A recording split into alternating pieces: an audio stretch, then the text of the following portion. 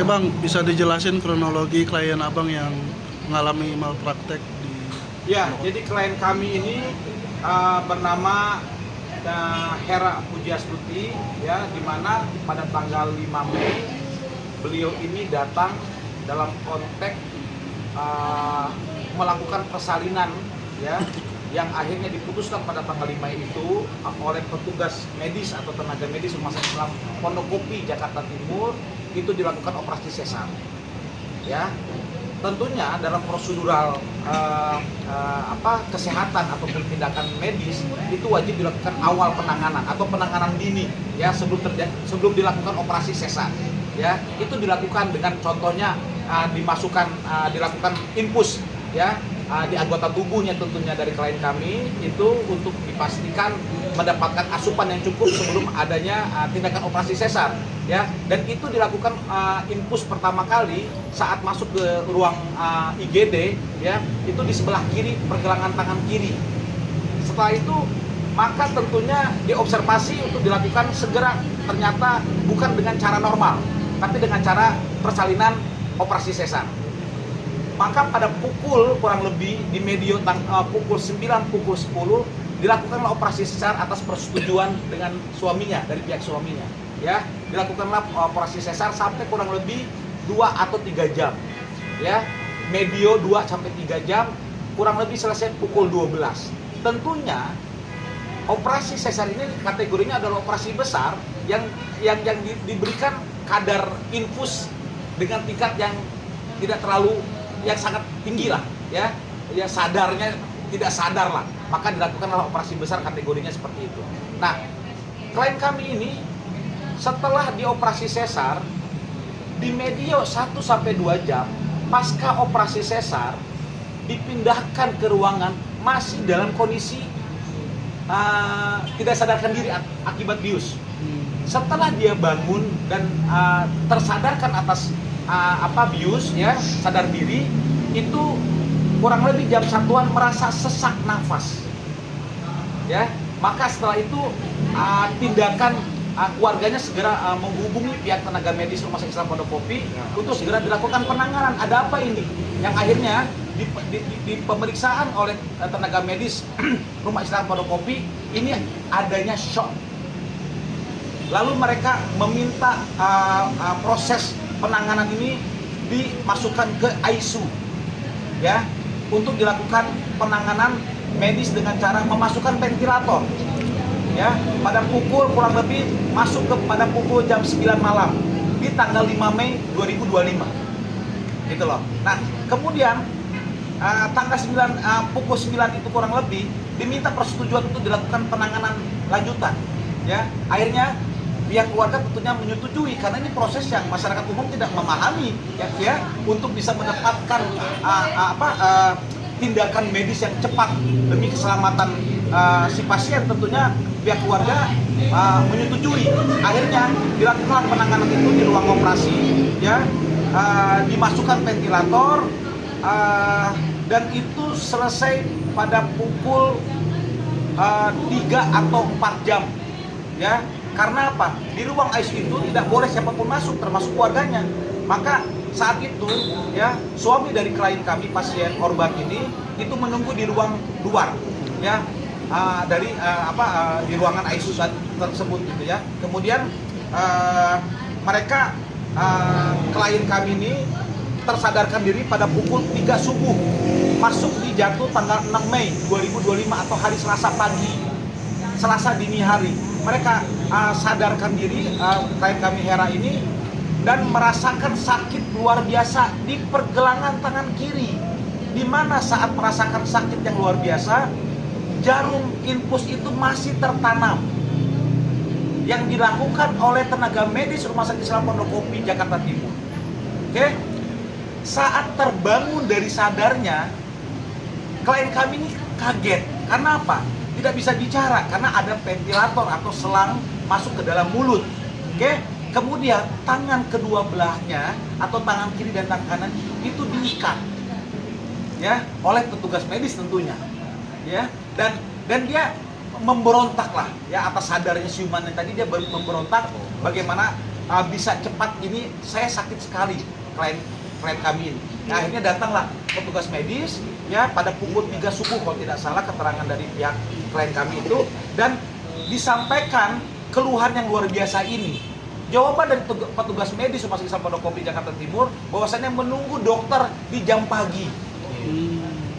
Ya, maka jawaban itu mau tidak mau ya, klien kami Hera ini tidak memiliki kewenangan dan kuasa apapun dalam kondisi yang terikat ya, dalam penanganan ventilator bagaimana gitu loh. Dan dia menahan rasa sakit itu yang luar biasa sampai jam 8. Ya, awal rasa sakit itu tadi pun itu tidak diketahui oleh pihak keluarga. Rasa sakit itu pun tidak disampaikan oleh tenaga medis kepada pihak keluarga. Keluarga itu tahu saat jam kunjungan di ruang ICU. Di jam 8 pagi tersebut datanglah masuk suami dan tante dari pihak klien kami Hera yang menyampaikan kembali bahwasanya tangan saya sakitnya luar biasa. Dan saat menyampaikan keterangan itu, klien kami sudah merasakan, sudah melihat secara fisik ya, itu sudah memerah, sudah membengkak.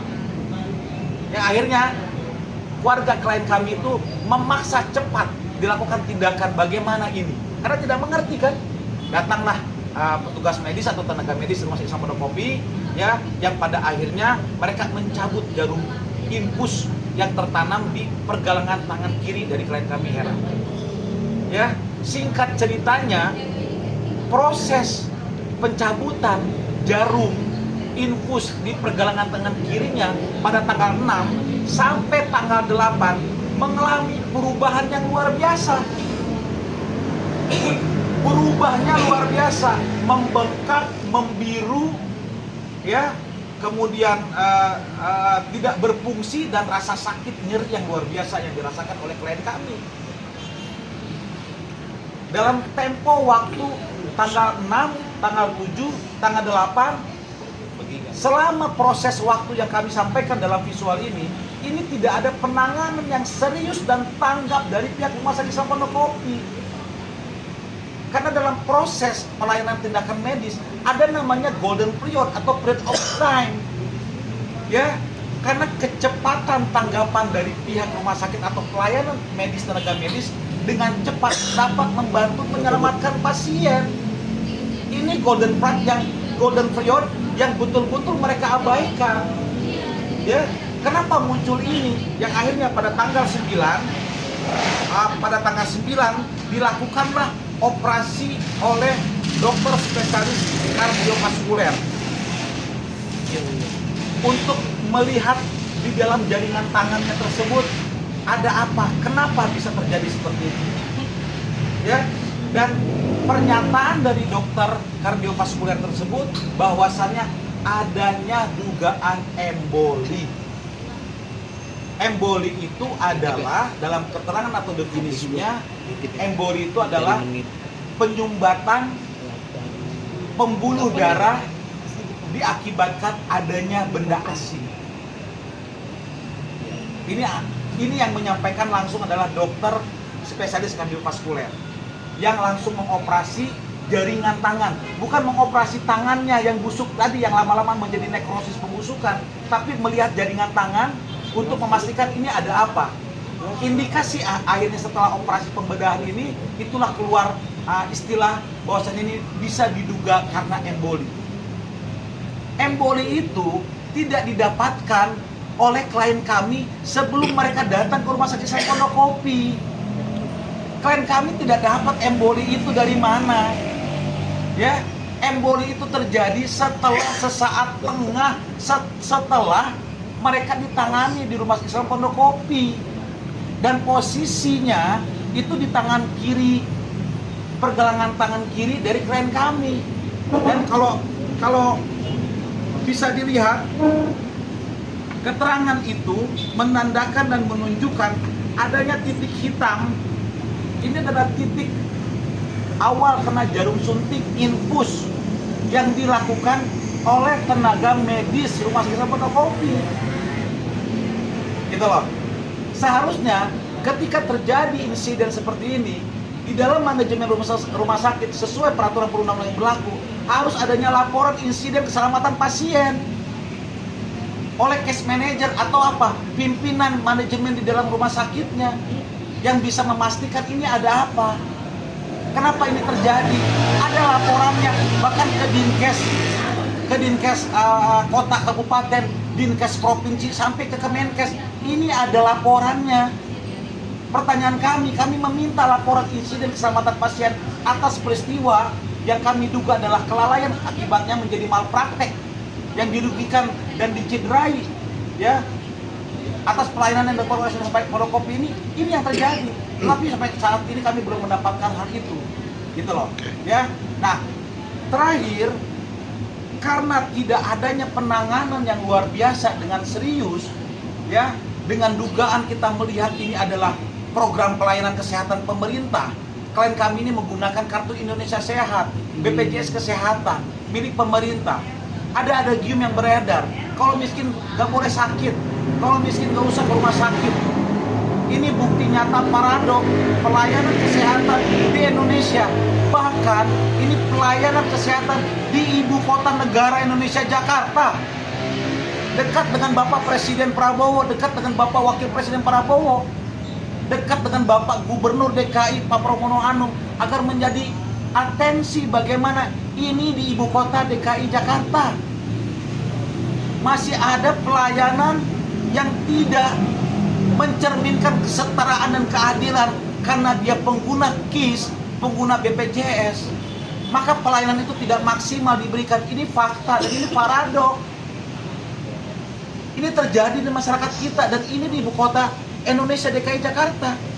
Bagaimana dengan masyarakat kita yang jauh di sana yang tidak ada publish media seperti saat ini? Ini harapan kami ya, adanya keadilan bagi klien kami yang tercederai dan ini seumur hidup. Seorang ibu muda usia 26 tahun datang untuk melahirkan anak sebagai anugerah dari Tuhan, ya, pulang dengan selamat bersama anaknya. Dia datang dengan semua lengkap sempurna anggota tubuh, ya, pulang dapat anak sehat, tapi tangannya teramputasi. Tapi keluar cacat, dan itu cacat sebagian tetap selama-lamanya. Rumah Sakit Islam Pondokopi memberikan pelayanan dengan tagline ihsan dalam pelayanan. Ini tagline agama yang dipakai, tetapi senyatanya tidak ada rasa kemanusiaan yang besar, ya, tidak ada akhlak yang baik terkait hasil yang mereka lakukan, ya, yang membuat korban selama-lamanya merasakan kepedihan secara batin dan trauma. Ya, ini Rumah Sakit Islam Pondokopi, ya, ini jelas, ini pelayanan medis, gitu loh. Ya, kami sudah melakukan upaya hukum, ya, non litigasi dengan melakukan mengirim somasi 1 dan somasi 2. Ya, bahkan kami sudah tembuskan semua somasi 1, somasi 2 kepada stakeholder yang menyangkut soal kesehatan. Kami segera mengirimkan pengaduan sesuai dengan undang-undang kesehatan, ya, dan undang-undang praktik kedokteran, peraturan Menteri Kesehatan mengenai soal tata kelola kesehatan, ya, itu ke MKDKI terkait penanganan oleh tenaga medis profesi dokter. Ya, apakah ini dapat bisa ditetapkan nantinya oleh MKDKI, ya, sebagai rekomen adanya kelalaian dugaan malpraktek oleh profesi dokter. Tentunya tugasnya mereka sesuai dengan peraturan, ya. Kami akan terus bagaimana caranya, ya, agar betul-betul klien kami mendapatkan hak-hak hukum, ya, memulihkan kondisinya, kerugian cedera yang mereka alami, bahkan seumur hidup kehilangan anggota tubuhnya, sebagian anggota tubuhnya, ya, itu betul-betul dapat sampai, gitu loh, kepada manajemen Rumah Sakit Islam Pondokopi untuk bisa bertanggung jawab dan bertindak baik kepada kami seperti itu. Bang, saya mau tanyakan pertama gini, Bang. Itu diamputasi di rumah sakit yang sama kan? Tidak. Di rumah sakit berbeda. Justru segala macam bentuk informasi ini dapat dari rumah sakit. Oke. Abang sertakan dan saat somasi itu disertakan semuanya. Dan apa sih respon mereka? Iya. Sampai 2 kali somasi ya? Jadi waktu kita kirim ke somasi pertama, kami sampaikan tentunya ada tata cara dalam melakukan legal drafting dalam ambil somasi. kami sampaikan kronologi dan juga tata aturan yang harusnya dilalui dalam proses penanganan tindakan medis. Kami kirimkan somasi 1 dan kami tembuskan somasi 1 tadi kepada semua stakeholder. Lalu kami mendapatkan jawaban tanggapan dari somasi 1 kami yang isinya mereka menyampaikan bahwasannya tindakan medis yang dilakukan oleh RSIPK kepada klien kami Hera itu sudah sesuai dengan SOP, sudah sesuai dengan standar profesi dokter. Oke, dan manajemen pelayanan di dalam Rumah Sakit Islam Pondokopi. Dan perlu diketahui dan perlu kami sampaikan di sini. Tetapi di poin 2 dan poin 3 mereka menyampaikan dengan pengakuannya sendiri bahwasannya dugaan terjadinya ya nekrosis atau pembusukan tangan kiri dari klien kami karena adanya emboli. Emboli itu yang tadi saya sampaikan adalah adanya penyumbatan pembuluh darah ya diakibatkan karena ada benda asing atau karena ada proses kimia di luar. Ini singkat, simpel, sederhana seperti itu. Dengan tambahan pernyataan jawaban mereka dengan kurung force major garis miring unpredictable setelah dilakukan operasi sesar dari klien kami. Ini pernyataan yang sangat menyesatkan dan menjijikan kalau menurut kami selaku institusi Rumah Sakit Islam Pondokopi Jakarta Timur. Anda menyampaikan di poin 1 sesuai SOP, tetapi argumentum contrario Anda menyampaikan di pernyataan selanjutnya ini karena emboli dengan penegasan force major. Kami ulang, kami jawab di somasi 2. Kalau Anda menyampaikan argumentum contrario, lalu Anda menyampaikan itu karena force major unpredictable, tunjukkan kepada kami laporan insiden keselamatan pasien. Kalau Anda menetapkan itu adalah force major dan atau unpredictable, buktikan kepada publik, khususnya kepada kami selaku korban, ya, bahwasannya itu betul emboli terjadi karena penanganan saat di Rumah Sakit Islam Pondokopi dan terjadinya emboli karena force major unpredictable dan wajib pihak Rumah Sakit Islam Pondokopi Jakarta Timur melampirkan laporan insiden keselamatan pasien yang wajib mereka lakukan sesuai dengan peraturan Menteri Kesehatan, dikirimkan kepada Dinkes Kota Kabupaten, dikirimkan kepada Dinkes Provinsi DKI Jakarta, dan dikirimkan kepada Kemenkes pada saat terjadinya itu. Itu poin kita. Poin-poin berarti dia mengakui, Pak. Mengakui? Iya dong. Ketika dia bilang di SOP, ini mengakui satu sisi kan? Argumentum contrario. Oke. Setelah Bang kasih somasi kedua, jawabannya sama sekali apa? Ada gak etikat baik untuk? Karena apapun itu tidak akan pernah mengembalikan lagi tangan itu ya, Pak? Apa jawabnya? Jawabnya di akhir kalimat tidak ada. Tidak ada itikat baik apapun, tidak ada rasa penyesalan dan pengakuan apapun bentuknya secara lisan dan ataupun undangan klarifikasi itu tidak ada. Sampai kami kirimkan terakhir somasi kedua. Bang, kalau boleh tahu itu kejadian kapan, di bulan apa dan sampai kapan, Pak? Mulai terjadinya masuk klien kami itu di tanggal 25 Mei, tanggal 5 Mei 2025 hari Senin pagi. Dan keluar dari Rumah Sakit Islam Pondokopi karena dugaan pembiaran, pembantaran, pengabaian tindakan medis yang tidak dilakukan dengan sebaik-baiknya oleh Rumah Sakit Islam Pondokopi.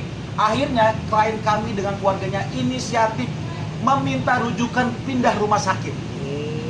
Di dalam jawaban tanggapan somasi kami, Rumah Sakit Islam Pondokopi menyampaikan dalam kalimatnya itu bukan inisiatif keluarga, tetapi rujukan itu atas kewenangan dan atau prosedural dari rumah sakit. Pertanyaan kami jawab di dalam somasi kedua. Kalau memang itu bukan inisiatif keluarga, tapi adalah prosedural rujukan yang harus dilakukan oleh rumah sakit, kami meminta form klarifikasi rujukan yang ada di dalam sistem rumah sakit tersebut. Dan itu kami sampaikan dalam somasi 2. Ya. Tapi senyatanya fakta yang sebenarnya adalah itu inisiatif klien kami yang akhirnya klien kami dapat kerabat di Rumah Sakit Polri Kramat Jati. Ya. Akhirnya kami segera minta rujuk dan perlu diketahui oleh semua halayak ramai bahwasannya Di dalam surat rujukannya yang kami pelajari dan kami baca secara sesama, ada kalimat amputasi pergelangan tangan kiri. Kalau kita mengacu kepada bagian tubuh anatomi kita manusia, pergelangan tangan kiri itu adalah ini pergelangan tangan. Jadi habis pergelangan tangan kiri untuk dilakukan amputasi. Itu dari Rumah Sakit Islam Pondokopi, Jakarta Timur. Akhirnya kami dapatlah rujukan tadi dan kami dikirimkan ambulan untuk diantarkan ke Rumah Sakit Polri Kramat Jati. Sampai di Rumah Sakit Polri Kramat Jati di bagian IGD, langsung klien kami ditangani dengan maksimalnya luar biasa. Langsung dihubungkan dengan dokter kardiovaskuler, ya, yang kebetulan dokter tersebut yang menangani saat ini dan merawat dan memulihkan kondisi pergelangan tangan kiri dari klien kami. Ya, setelah 1 malam klien kami itu dipindahkan di Rumah Sakit Polri Kramat Jati. Paginya seorang dokter yang bagi kami luar biasa kebaikan dan kemuliaannya, ya, memeriksa langsung dengan spesialis kardiovaskuler, ya, di Rumah Sakit Polri Kramat Jati, langsung memeriksa dan menangani langsung dengan waktu yang cukup lama. Salah satunya tindakannya membersihkan semua sesuatu hal, ya, yang terjadi di dalam tangan tersebut, dan kami sudah dokumentasikan itu semua. Ya, akhirnya apa? Ya, dokter spesialis tersebut dengan kebaikannya luar biasa, ya, kami sangat memuji dan menghormati dan mengucapkan terima kasih dari pihak keluarga klien. Apa? Beliau mengajukan diri untuk segera pindah dirawat dan dilakukan operasi di Rumah Sakit Eka Hospital Harapan Indah Bekasi, di mana beliau dokter praktik juga di sana, dan beliau menyampaikan bahwasannya klien kami dijamin tidak ada biaya apapun. Tuhan Maha Baik atas peristiwa ini untuk klien kami, yang akhirnya klien kami berangkatlah malam itu, ya, dapat rujukan, pindahlah dia sampai di Eka Hospital pukul 8 malam pada hari yang sama. Pukul 9 lewat dilakukanlah operasi, menyampaikan dokter spesialis tadi bahwasan dokter tadi memberikan maksimal untuk tidak sampai dalam mengamputasinya di pergelangan tangan semuanya. Ya, dokter tadi memberikan statement kepada keluarga klien kami, saya akan memaksimalkan, semoga tidak semua pergelangan tangan kiri Ibu Hera klien kami ini yang diamputasi. Saya akan maksimal membantu bisa memaksimalkanlah, ya, tetap adanya organ tubuh tadi. Dan alhamdulillah operasi itu berhasil, ya, oleh dokter spesialis yang tidak perlu saya sebutkan, ya, di sini karena itu kode etik beliau, ya, itu berhasil operasi tadi, dan akhirnya tangan klien kami dapat dioperasi di rumah sakit dengan hanya ruas-ruas jarinya saja. Ya, ini tindakan dokter spesialis kardiovaskuler di Eka Hospital Harapan Indah Bekasi, dan kami mengapresiasi luar biasa. Dan perlu masyarakat tahu secara umum, ternyata Eka Hospital melalui dokter spesialis tersebut memberikan jaminan atau memberikan perawatan pemulihan pasca operasi sampai sekarang gratis. Ya. Dan itu langsung dokter tersebut langsung yang menangani pemulihan itu sampai saat ini. Ini kami mengucapkan, tentunya mewakili keluarga klien, berkali-kali mengucapkan rasa beribu-ribu terima kasih kepada pihak Eka Hospital, ya, Harapan Indah Bekasi, dan juga khususnya dokter tersebut, ya, yang telah membantu, ya, memulihkan, dan ini gratis dari proses pertama operasi sampai pemulihan yang sudah waktunya cukup lama, gitu loh. Dan kami bersyukur atas tindakan medis dari dokter tersebut. Rabu Juli awal kemarin adanya perubahan yang signifikan, di mana pembuluh-pembuluh darah yang dulunya busuk itu sudah mulai memerah. Dalam arti indikasinya secara medis sudah ada jaringan-jaringan baru yang hidup, gitu loh. Dan itu adalah rasa syukur kita yang luar biasa, meskipun sekali lagi tidak bisa mengembalikan organ tubuh gratis yang Tuhan kasih akibat dugaan kelalaian malapraktik yang dilakukan oleh Rumah Sakit Islam Pondokopi Jakarta Timur seperti itu. Bang, tapi Bang, waktu pas datang korban Hera sendiri pas datang ke rumah sakit yang Pondokopi itu, artinya semua dalam proses penanganan tindakan operasi itu pasti adanya observasi dulu bagi semua pasien siapapun dia. Apakah ada pemeriksaan tekanan darah, kan gitu ya? Apakah ada konsultasi atau pemberian informasi dari pasien bahwasanya saya ada masalah A, saya ada masalah B. Itu adalah SOP, Mbak. Tapi senyatanya penanganan operasi tindakan sesar tersebut tandanya apa? Sudah dilakukan penanganan awal, maka dinyatakan boleh atau dinyatakan normal, sah lah gitu ya untuk dilakukan operasi sesar. Ini kan sudah ada penanganan awal oleh Rumah Sakit Islam Pondokopi tentunya. Kalau memang ada masalah setelah observasi kan tidak dilakukan operasi itu, Mbak. Atau ada penanganan yang ekstra karena dikhawatirkan adanya keterangan dari si pasien menderita sesuatu, tapi ini tidak ada, ya. Dan kami sudah menyampaikan kepada pihak klien, adakah ya sesuatu hal yang memang sebelumnya ada masalah di dalam dirinya, dan itu sudah ada rekam kita, gitu loh. Maka kami anggap penanganan mulai saat tengah dilakukan oleh Rumah Sakit Islam Pondokopi yang mengakibatkan adanya nekrosis atau pembusukan di tangan kirinya klien kami. Oke, Bang. Terakhir Bang, Langkah ini hukum selanjutnya. Apa Bang, dari korban Abang tuh apa yang dia inginkan ini digugat kepada rumah sakit sebelumnya, dan langkah hukum yang sudah dilakukan sejauh apa ini apa Bang? Setelah mediasi. Yang kami inginkan dari Rumah Sakit Islam Pondokopi permintaan maaf dan pengakuan. Ganti rugi gitu Bang? Permintaan maaf dan pengakuan. Soal ganti rugi urusan lain. Kami fokus kepada Anda, permintaan maaf kepada kami yang melakukan tindakan medis tadi dan pengakuan atas tindakan dugaan maling. Ya, dan itu harus wajib disampaikan kepada publik. Kami sudah menyampaikan secara jelas di dalam somasi 1 dan somasi 2. Ya, soal apa yang dirasakan, didapatkan, diderita oleh klien kami. Cedera, kerugian material, imaterial, dan ini seumur hidup. Ya, silakan itu urusan rumah sakit. Tapi kami meminta rumah sakit apa tanggapannya. Mereka meminta maaf secara publik dan mengakui ini adanya dugaan kelalaian malpraktek. Tentunya, ya, kami sudah meyakini sepenuhnya, kami sudah memaksimalkan sepenuhnya. Kami akan terus lakukan upaya hukum, baik pidana dan atau perdata sesuai dengan peraturan perundang yang berlaku. Oke. Itu poinnya. Oke, Bang. Cukup, Bang.